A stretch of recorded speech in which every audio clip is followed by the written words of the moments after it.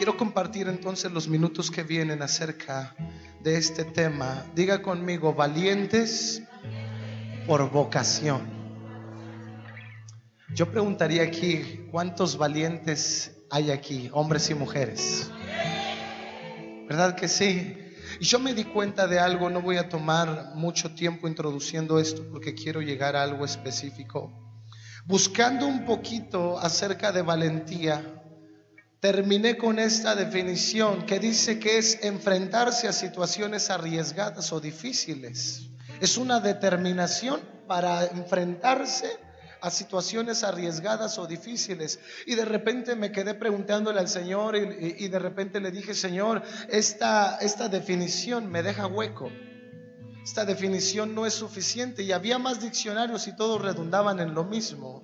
Buscaba valentía y dice determinación para enfrentarse a situaciones arriesgadas o difíciles. Y dije, pero es que en la iglesia, si vamos a establecer el reino de Dios, requerimos más que una determinación.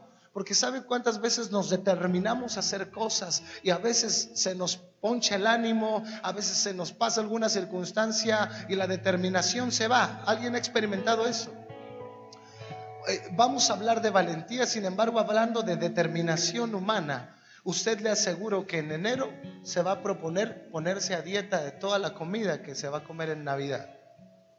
Pero su determinación le va a llegar 2 semanas adelante. Y después dice: Señor, perdóname, no puedo con esto, el ejercicio no es para mí, se acabó. Y me di cuenta que en la Biblia, cuando yo estaba estudiando a los hombres de Dios que fueron valientes, estos guerreros que marcaron la historia, que rescataron pueblos, que libraron sus familias, que pelearon con gigantes, toda esa gente que hizo proezas en el Señor, no es nada más que estaban determinados. La mayoría tenían miedo. Diga conmigo: miedo. Se veían a sí mismos y no se sentían capaces. ¿Cuántos de ustedes han visto a sí mismos y de repente no se siente capaz? Verá que muchas veces, yo soy honesto, por mí mismo me veo al espejo, recuerdo mi nombre, recuerdo dónde nací y de repente se me poncha el globo. Porque no se trata la iglesia de una determinación humana nada más. Hace rato estábamos cantando, no es con fuerza, ni es con poder, pero ¿con qué es? Mas con mi Santo Espíritu, dice el Señor. Entonces necesitamos definitivamente valentía como iglesia para obedecer su palabra. Necesitamos esa valentía para ir contra la opinión de este mundo. Necesitamos valentía para pelear por nuestras familias. Necesitamos valentía para arrebatar el reino de los cielos, ¿sí o no? Porque dice la palabra de Dios que el reino de los cielos sufre violencia. ¿Y quiénes lo arrebatan? Los valientes. Necesitamos valentía si vamos a vivir como hijos de Dios. Porque yo no sé si usted sabía, pero la guerra espiritual no es una semana.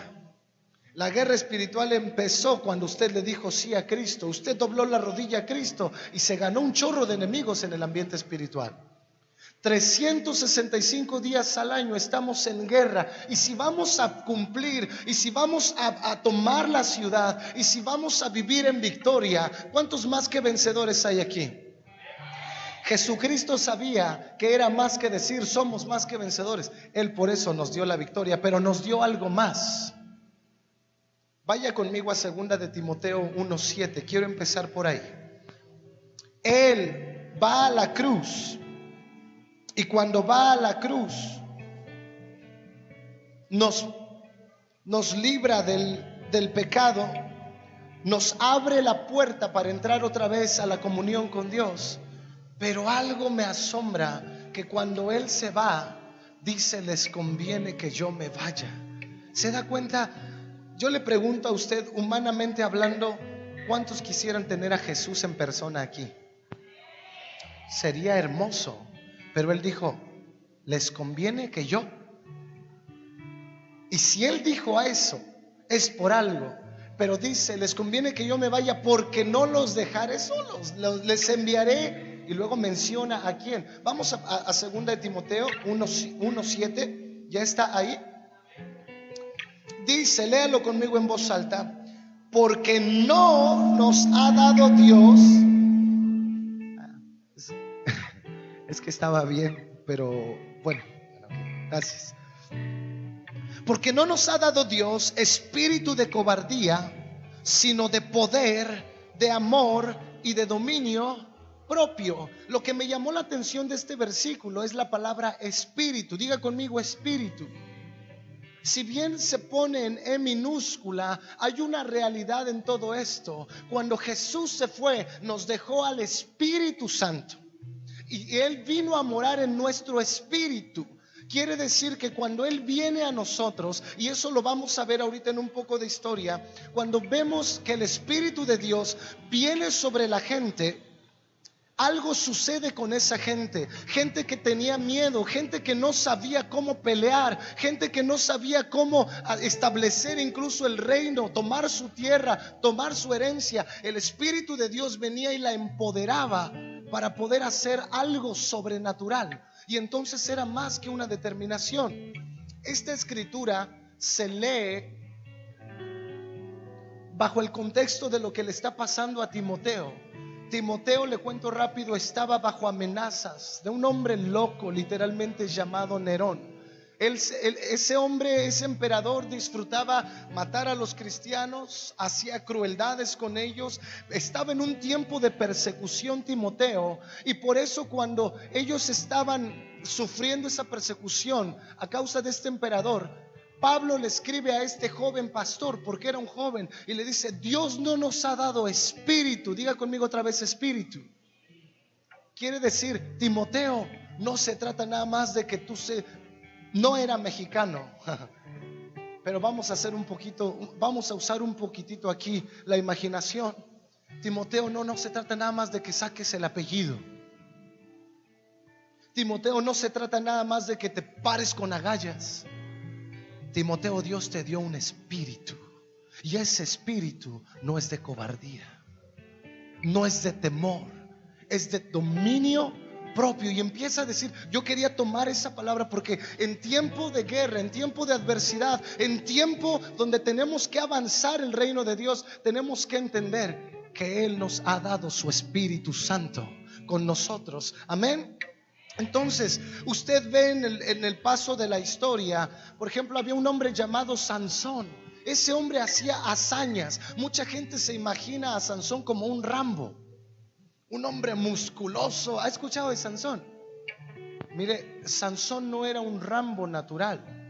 Dice, usted léalo después, no lo vamos a ver ahorita por el tiempo, pero dice que cuando venía el Espíritu de Dios sobre él, ese hombre hacía cosas que no se pueden hacer humanamente. Se cargaba las puertas de la ciudad con todo y los pilares y se las llevaba kilómetros adelante. Con la quijada de un burro mataba ejércitos enteros. ¿Qué no haría con el burro entero? Pero no era Sansón, era el espíritu que venía sobre él. Lo amarraban con cuerdas nuevas y las rompía como si lo hubieran amarrado con estambre. Pero no era él. ¿Quién era? El espíritu. Y podemos ver más cosas. Había un David, un chamaquito, 17, 18 años, llamado David, que era un hombre, un joven común y normal, tal vez como pastorcito flacuchito. No había mucha cosa que dar, más que dice la Biblia que era medio guapetón. Eso sí lo dice la Biblia. Pero mire, dice que un día un profeta llamado Samuel derrama aceite sobre él, y la Biblia dice que el Espíritu Santo vino sobre él y no se apartó de él. ¿Sabe qué pasó con David? Empezó a pelear con osos por rescatar sus ovejas. ¿Es normal que un humano se pelee con un oso? Y si hubiera un pleito con un oso, ¿quién ganaría? ¿Se da cuenta que David no tenía rifle? No tenía pistola. Dice que si pelear con un león, hermano, usted de repente va por la calle y se encuentra un perro y usted se echa a correr. Pero dice la Biblia que David le abría la boca al león y rescataba a la oveja. Mire, de repente le suena chistoso, pero no estamos hablando de algo chistoso, sino de que cuando viene el Espíritu de Dios, nos da valentía para hacer cosas que humanamente no podríamos hacer. Por cosas que aún por más que usted apostara, dijera, no, voy a pelear con el león y le voy a ganar, te apuesto 5,000 pesos. Usted ve al león y en ese momento usted sale corriendo. Pero dijo otra vez, recuerdo estas palabras: Dios no nos ha dado espíritu de ¿qué? el espíritu que vive en nosotros es el mismo espíritu de Dios. ¿Usted cree que Dios tiene miedo a algo? ¿Dios tendrá miedo a algo? Lea conmigo Hechos 4:29. Estamos hablando del Espíritu. Diga conmigo Espíritu Santo. Estoy introduciéndome porque quiero llegar a un punto en particular. Hechos 4. Tenemos a la iglesia del libro de los Hechos, la primera iglesia. Hechos 4:29 al 31. Le doy el contexto de lo que está pasando aquí.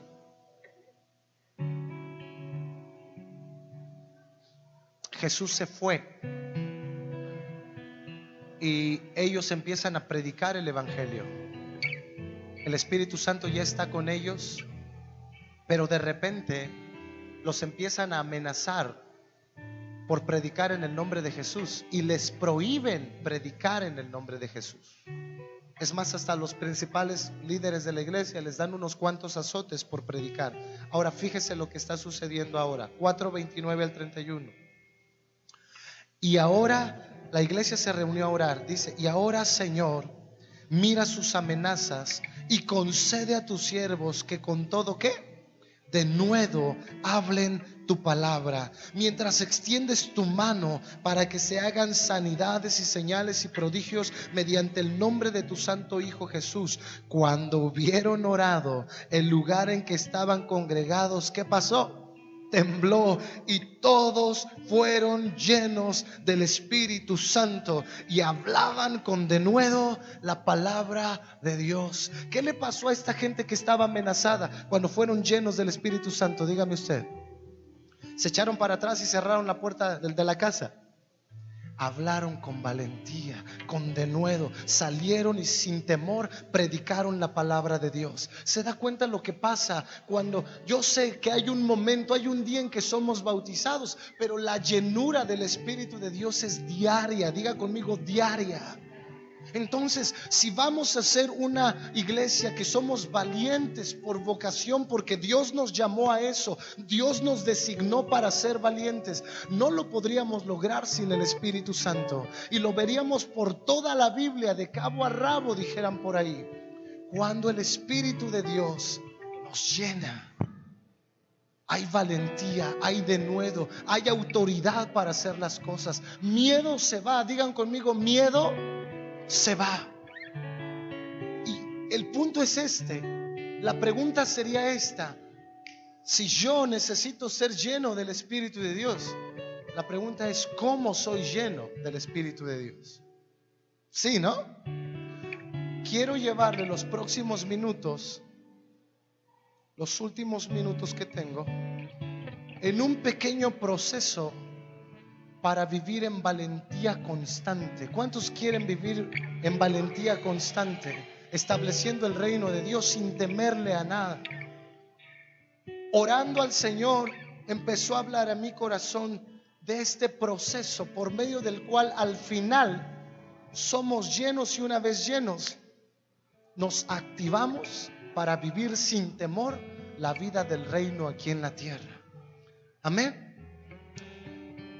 Lo primero que usted y yo necesitamos hacer es contemplar. Diga conmigo, contemplar. Usted va a decir: hermano, no, me está hablando de valientes por vocación. Le aseguro que vamos a llegar ahí, no se preocupe. Otra vez diga conmigo, contemplar. Vamos a 1 de Samuel 17.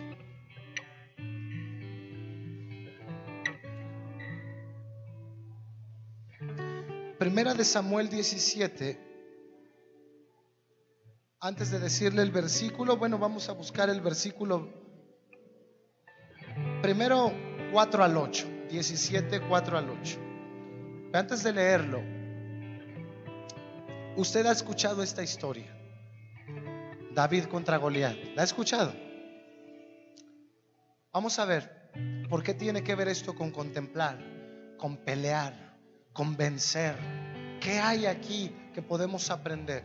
Mire, sucede que un día el pueblo de Dios tiene una batalla con uno de sus enemigos. Digo uno porque tenían muchos, pueblo filisteo, y a ellos se les ocurre sacar a su mejor peleador, un gigante de renombre.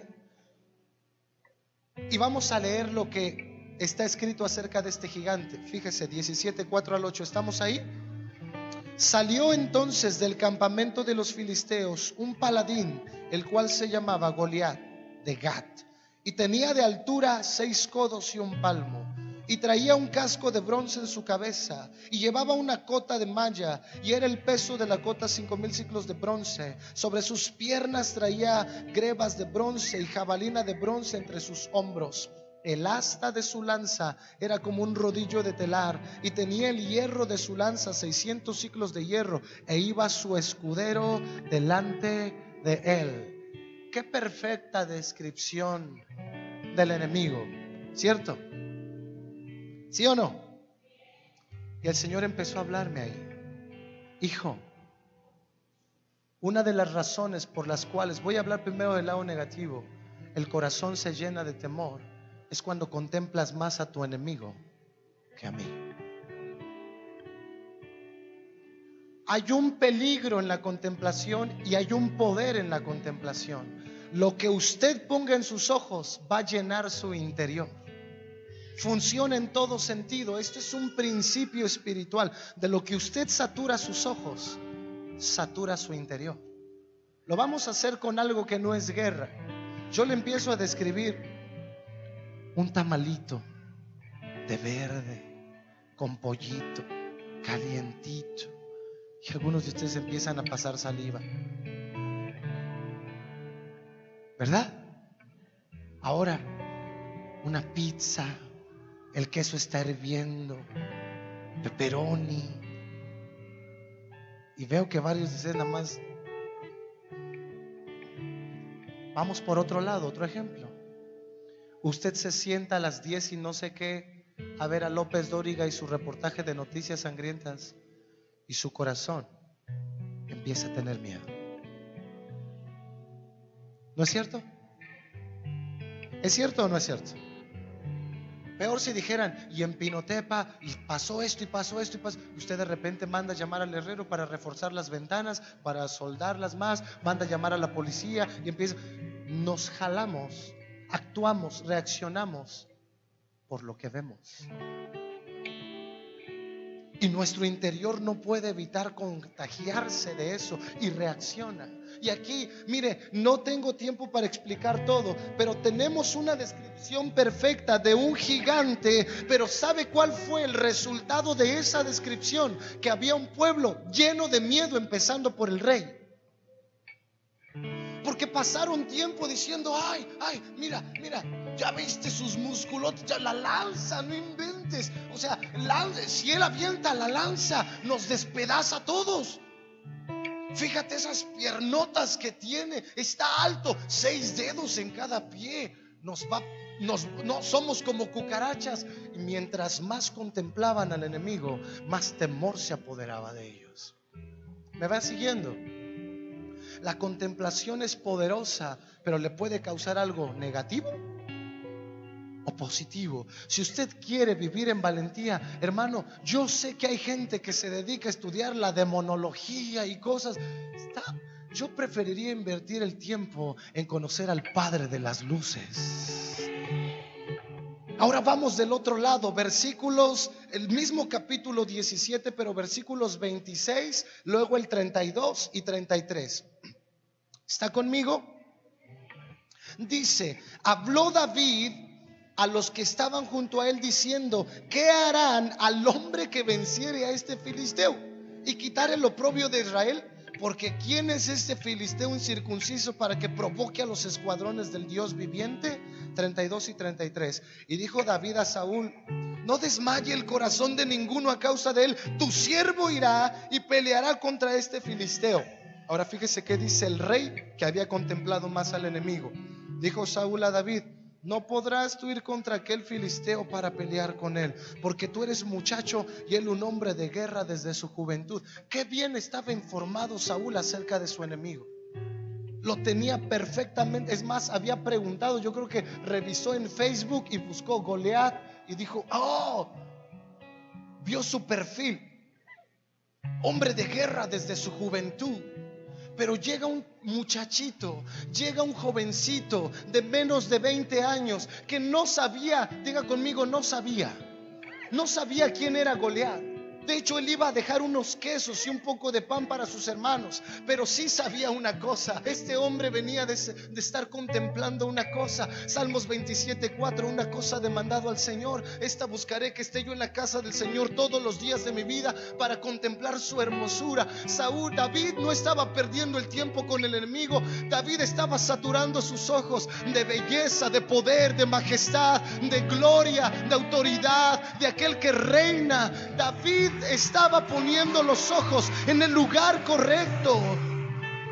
Y cuando David, fíjese cómo funciona esto, cuando David estaba saturado hasta adentro, bautizado, sumergido en la revelación del que reina, llega un día, no era ni su pleito, no era ni su problema, pero llega un día y se enoja y dice: ¿quién es este incircunciso? ¿Quién es este para que esté ofendiendo a los escuadrones del Dios que vive? Dice, por cierto, fíjese qué seguridad tienen los que saturan su vista del rey. Dice, por cierto, ¿qué le van a dar al que se lo eche? Porque yo me lo echo.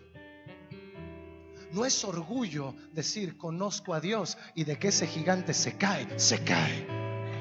No es orgullo decirlo. Hace falta más gente que tenga seguridad porque conoce a Dios. Porque no es nuestra la guerra. ¿De quién es? Y David venía saturado de la presencia de Dios y dice: cae porque cae. ¿Sabe qué le dicen los miedosos? No vas a poder ir, tú eres muchacho. En la vida, cuando usted quiere hacer proezas para Dios y arrebatar lo que es suyo, derribar a los enemigos de Dios, mucha gente le va a decir: no vas a poder. Eres tú solito, tú solita. No vas a poder, nadie te conoce. No vas a poder, ni siquiera sabes orar. No vas a poder, no has cursado del instituto bíblico. Y que conste que estoy enseñando en un instituto bíblico. No vas a poder. ¿Sabe qué necesita en primer lugar? Contemplar. Mi pregunta antes de continuar es: ¿dónde está poniendo usted sus ojos? Usted se da cuenta, empezaron los temblores en septiembre, y mientras más veía las noticias, un pánico se corría por todo el país de México. ¿Sí o no? Es verdad, porque de lo que usted llene sus ojos, llena su corazón. Pero cuando usted pasa tiempo adorando, contemplando, la perspectiva le cambia. De repente la gente dice en Pinotepa: ¿qué vamos a hacer? No hay solución. Usted va al mercado a comprar su fruta normal, su mandado, y usted de repente escucha a las señoras de los puestos llenas de miedo: ¿qué vamos a hacer? Nos vamos a morir. Si tiembla ahora aquí en Pinotepa, ¿qué va a pasar? Y usted, no es su pleito, pero usted viene tal vez de contemplar al Señor. Les va a decir: no tengan miedo. No tengan miedo, porque el que habita al abrigo del Altísimo morará bajo la sombra del Omnipotente. Diré yo al Señor: esperanza mía, castillo mío, mi Dios en quien confiaré. Es la única manera de salir avantes en esta vida. Es la única manera de salir como más que vencedores en esta vida. Paso número 2, después de que contemplamos, recibimos la revelación de la grandeza y el poder del Señor. ¿Sabe usted que David, cuando contempló, revelación le inundó? La razón por la que la iglesia hemos fallado mucho en los últimos días en poseer nuestra tierra es porque hemos dejado de contemplar. Hemos tratado de hacer las cosas a nuestras propias fuerzas y no podemos. Está más grande de lo que podríamos dar nuestras propias fuerzas. Pero cuando usted empieza a recibir revelación, mire, la mayoría, casi todos los estudiosos dicen que incluso fue tanto el que David se perdió en contemplación, que dicen que fue arrebatado en algún momento al tercer cielo para ver al que está reinando. De ahí es que trae el modelo de adoración que después se establece en el tabernáculo llamado David. Ahora, ¿a cuántos les gustaría ir al cielo un ratito y ver la gloria de su rey? Digo un ratito porque no se vale que usted nada más se quiera ir y se vaya a gozar y se olvide de lo que tiene que hacer aquí. Pero imagínese usted verlo a él y venir de regreso. La vida le cambia. Pero fíjese que en Efesios dice, el apóstol ora por la iglesia de Efesios y dice que el espíritu de sabiduría y de revelación alumbre los ojos de su entendimiento. A mí me llama la atención algo, que Pablo y los apóstoles, casi usted no ve, más bien, no encuentro todavía un versículo donde ellos peleen directo contra sus enemigos. ¿Sabe qué hacen? Piden revelación para que la gente se les abran los ojos y puedan ver al Padre de gloria. ¿Alguien me está entendiendo? Cuando usted empieza a ser lleno de revelación, que se agarre su casa, el infierno y toda la ciudad, porque las cosas cambian y la vida cambia. Pero después, mire, hay una respuesta. Punto número 3, vamos rápido porque necesito llegar a algo específico. Punto número 3. Después de que usted contempla, después de que usted recibe revelación, se requiere una respuesta. Alabanza. Diga conmigo, alabanza. Es que si usted ve que el Rey de Reyes vive, no va a poder decir: eres maravilloso, tú eres todo poderoso, eres grande y majestuoso, tú eres fuerte, invencible, y no hay nadie como tú. Y es que la alabanza no se puede evitar. Cuando usted ha contemplado, ha recibido revelación, usted tiene que alabar. Usted tiene que empezar a decir: tengo un Dios grande, tengo un Dios poderoso, tengo un Dios que vive, que reina. Ahí se hace real. Cristo no está muerto, Él está vivo. Él no está crucificado, Él vive y vive en usted, en mí. Y dio su mismo espíritu, hermano. Cuando usted entonces toque ese punto de alabanza, algo sucede. Y ahorita lo vamos a ver en el punto 4. Pero la alabanza es crucial en este proceso de llegar a una vida de valentía constante. La alabanza es crucial porque dice la palabra de Dios que Él habita en medio de la alabanza de su pueblo. Yo le voy a invitar a que usted nunca pare de alabar. Usted nunca pare de adorar. Cuando esté en la cocina, cuando esté en la calle, cuando esté en la escuela, siga adorando, siga alabando, siga cantando, siga proclamando. La tierra misma declara la grandeza de Dios. Oh, iglesia, no te calles. Alaba al Señor.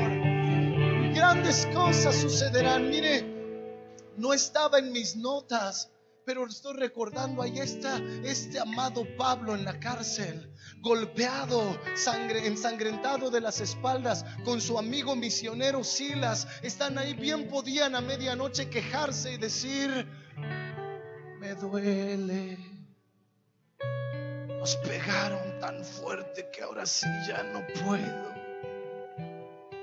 Y no estaría mal, sería normal que hubieran dicho: quiero dormir un rato, olvidarme de esto y mañana que Dios nos ayude. ¿Hubiera sido normal, sí o no? Claro, no hay pecado en eso. Pero no hicieron eso. Dice que empezaron a cantar himnos a Dios.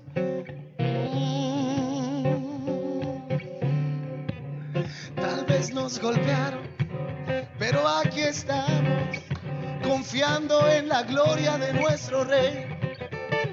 Nos podrán quitar el cuerpo, pero a nuestro Dios no lo podrán matar. Él vive, Él reina para siempre, Él es Señor. Y de repente, te digo un secreto.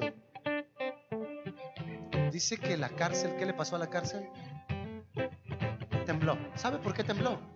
¿Ha leído en algún lugar que dice la Biblia que la tierra es que de los pies del Señor?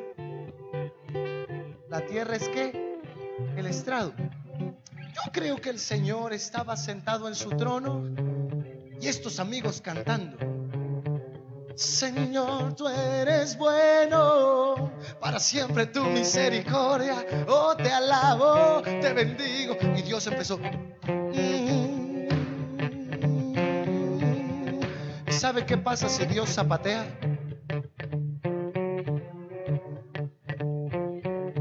Usted pone a bailar al gigante de gigantes y la tierra no va a soportar. ¿Usted cree que estoy diciendo herejías?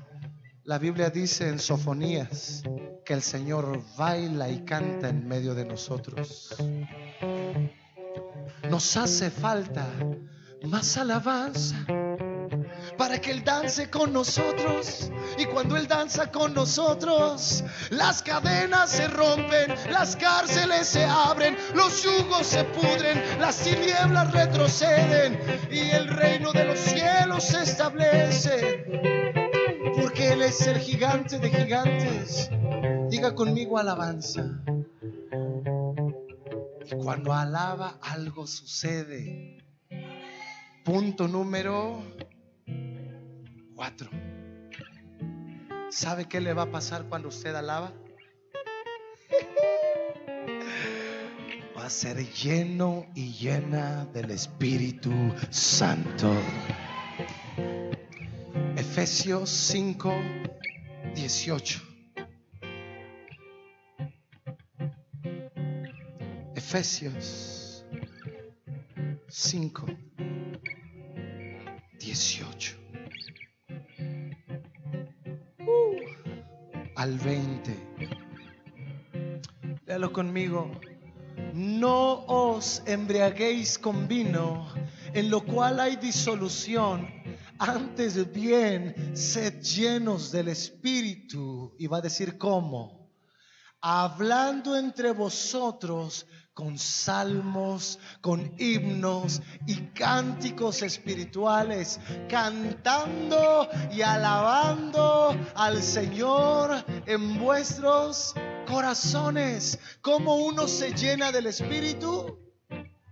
Cantando y alabando.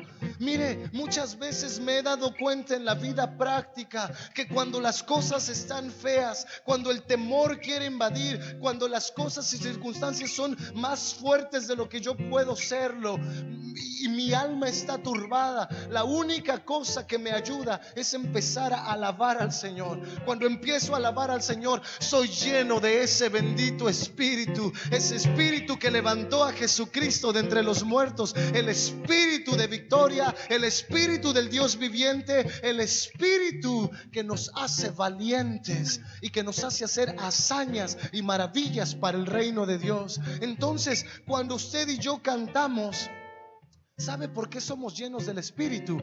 Por lo que cantamos. ¿Ha escuchado usted el canto grande y fuerte es el Señor? Sí. ¿Cómo dice la letra?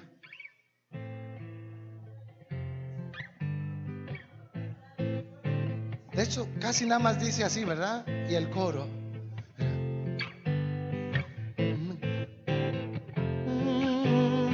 grande y fuerte es nuestro. ¿Sabe qué pasa si usted empieza a cantarlo con entendimiento? Que de repente tal vez usted tiene un familiar enfermo y el enemigo le dice a su oído: este enfermo ya no va a salir del hospital. Pero usted, en vez de estar ahí contemplando la circunstancia y llenándose de temor y de ansiedad, empieza a levantar los ojos y empieza a cantar: grande y fuerte es nuestro Dios. Oh, oh, oh. Grande y fuerte es nuestro Dios. Y usted lo canta una y otra vez y de repente no se da cuenta en qué momento su espíritu empieza a levantarse, su fe empieza a levantarse, su alegría empieza a levantarse, su confianza empieza a levantarse. Y el médico le dice: ¿sabes qué? Esto es imposible. Y le dice: no está escuchando. Grande y fuerte es nuestro Dios. Ese es el momento en que los impíos empiezan a escuchar: estos sí tienen esperanza, estos sí tienen con qué pelear la batalla, estos sí tienen en qué poner su fe, y estos sí tienen victoria segura. Pero es hasta que usted empieza a cantar, de repente el Espíritu lo empieza a llenar y las cosas cambian. Ha habido lugares en donde el Señor nos ha dicho: canta. Si quieres, a veces me ha dicho: cierra los ojos para que no veas lo que está pasando a tu alrededor. No nos hacemos ciegos a las circunstancias, pero a veces ver tanto nos hace achí. ¿Sí o no? Si algo le da temor, enciérrese en su casa con su familia, llame a su esposo, su esposa, a los chiquillos, tomen la mano y empiecen a decir: grande y fuerte es nuestro. Y lo cantan una y otra vez: grande y fuerte es nuestro. ¿Sabe qué va a pasar? Los niños al principio se le van a quedar viendo así, tal vez, pero fe se está escribiendo en sus corazones de ellos. Hace unos días, estoy terminando, hace unos días estábamos en plena calle cuando a mi hija y a mí, a mi esposa, a mi hija y a mí, nos agarró una pequeña tormentita, pero de esas en donde empezó a soplar todo. No se veía nada a 2 metros, las palmeras estaban cayendo, los cocazos, y estábamos en plena calle y un viento que yo dije: esto suena como el fin del mundo. Pero mi hija empezó a tener miedo, tiene 3 añitos, va a cumplir 4. La iba llevando en su bicicleta, ya la bicicleta no daba para más ni sus piecitos, y de repente empezó a tener miedo y dice: papi, papi, papi. Y empecé en ese momento, el Señor, yo creo, me trajo en ese momento: ora en voz audible y háblale a la tormenta que se detenga. ¿Sabe que los cristianos ya no hacen eso en este tiempo? Háblale a la tormenta para que tu hija escuche que tienes confianza en mí. Y ahí donde estábamos, le dije: hija, no tengas miedo, vamos a orar juntos y vamos a hablarle a esta tormenta que se calme en el nombre de Jesús. Hermano, dijera la chimoltrufia, no está usted para saberlo ni yo para contarlo. Pero no pasaron más de 10 minutos, no más, tal vez 5 si mucho. Eso se paró, pero en seco, total, completo.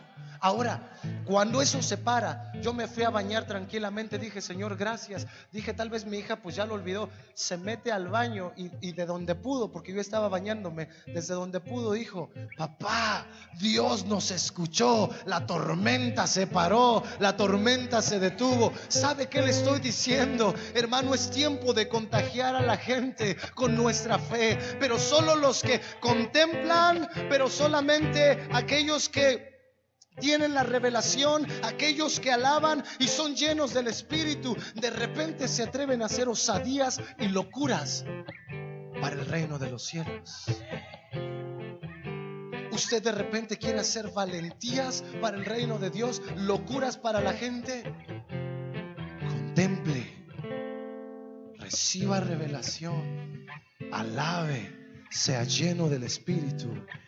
Y Pinotepa va a tener un grupo de guerreros imparables, que nada los va a detener, el infierno no los va a poder parar, porque el Espíritu de Dios está con ustedes. Eso era el secreto, fue el secreto de todos los héroes del antiguo tiempo, y siempre va a ser el secreto de la iglesia, porque el Espíritu de Dios es el espíritu de poder en nosotros. Cuando Jesús se fue, dijo: recibirán poder. Y sabe, esa palabra significa dinamita. ¿Qué hace la dinamita? ¡Pum! No es un cuetito. Quiere traer explosión, quiere traer avivamiento, la llenura del Espíritu Santo.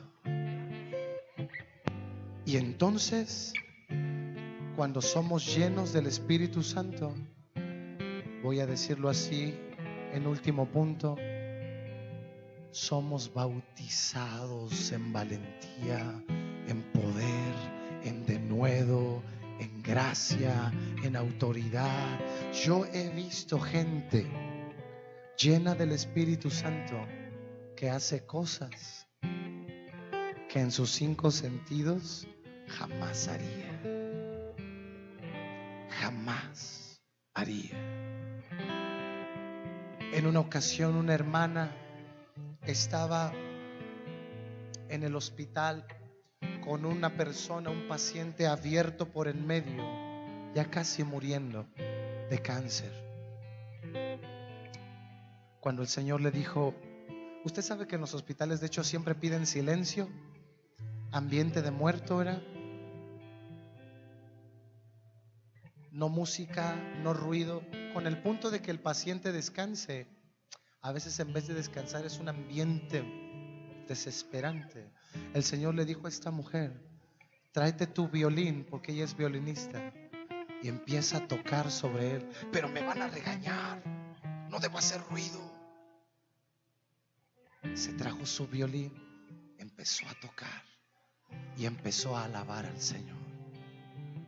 Cuando empezó a alabar al Señor, el cuerpo se empezó a llenar de vida. Aquello que estaba muriéndose literalmente enfrente de sus ojos empezó a ser sanado. Las células empezaron a ser restauradas. Ese cuerpo empezó a recibir vida del Espíritu de Dios. Y hay locuras que le esperan en este reino. Hay cosas que el Espíritu de Dios le va a llevar a hacer. Usted va al mercado, vea por ahí un paralítico. ¿Sabe usted que es guerra espiritual levantar un enfermo? Porque está destruyendo el espíritu de enfermedad de sobre una persona. Pero no lo va a hacer hasta que es lleno y llena del Espíritu Santo. Hoy usted puede ser lleno, pero mañana requerirá una nueva llenura.